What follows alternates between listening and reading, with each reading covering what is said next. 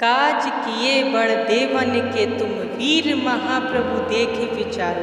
कौन सो संकट मोर गरीब को जो तुमसे नहीं जाते हटारो। बेगी हरो हनुमान महाप्रभु जो कछु संकट हुए हमारो। को नहीं जानत है जग में कपि संकट मोचन नाम तिहारो। तो जय श्री राम दोस्तों, आप सब कैसे हो? हमारे चैनल पर आपका स्वागत है। दोस्तों, आज का अनुभव बहुत ही इंस्पायरिंग है। ये अनुभव मेरे दिल को छू गया। हनुमान जी की शरण में जाने के बाद क्या कुछ संभव नहीं होता। कई लोग तो अपने संकट समय में डिप्रेशन में जाकर अपना जीवन तक खत्म करने तक के बारे में सोच लेते हैं। ये वीडियो उन सभी लोगों के लिए संजीवनी का काम करेगी, तो ध्यान से इस वीडियो को देखिए और ज़्यादा से ज़्यादा लोगों तक शेयर करिएगा। तो कहानी है एक लड़की की। तो चलिए शुरू करते हैं। मेरा नाम एकता है और वैसे तो मैं दिल्ली की रहने वाली हूँ, पर किसी कारणवश हम राजस्थान शिफ्ट हो गए। वैसे तो कई बार मैंने श्री हनुमान जी की कृपा को महसूस किया, पर ये जो अनुभव है इससे श्री हनुमान जी के प्रति मेरी श्रद्धा और बढ़ गई। मैं श्री हनुमान जी को अपना भाई मानती हूँ। 22 जून 2019 को मेरा रोका हुआ था। उस समय मेरे ससुराल वालों ने कहा था कि हम इसी साल शादी करेंगे।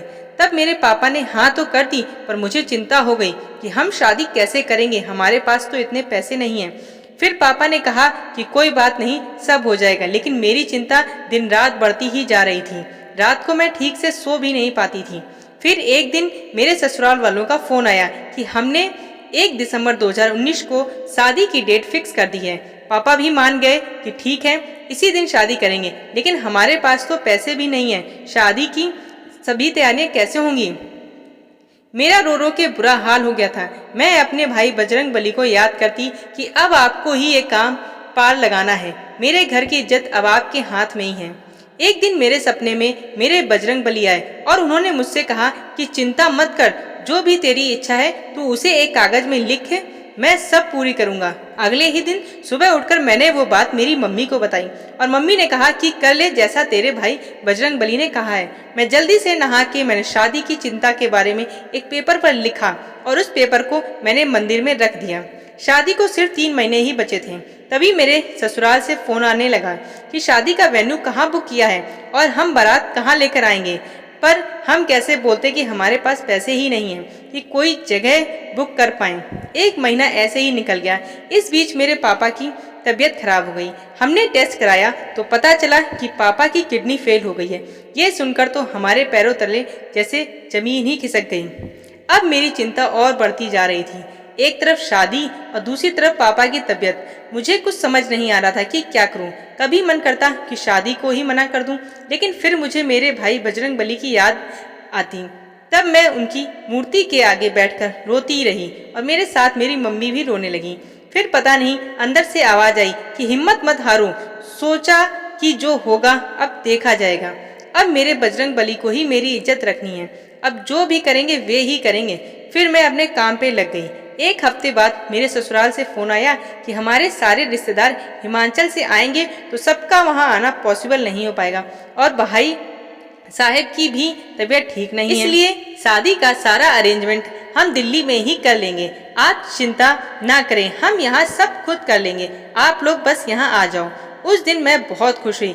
मेरे भाई बजरंगबली ने जो वादा किया था वो पूरा किया। मेरा विश्वास उन पर और बढ़ गया। अब सोचा था कि बस अब थोड़े बहुत पैसों का इंतजाम हो जाए तो शादी के कपड़े और गहने ले लेंगे।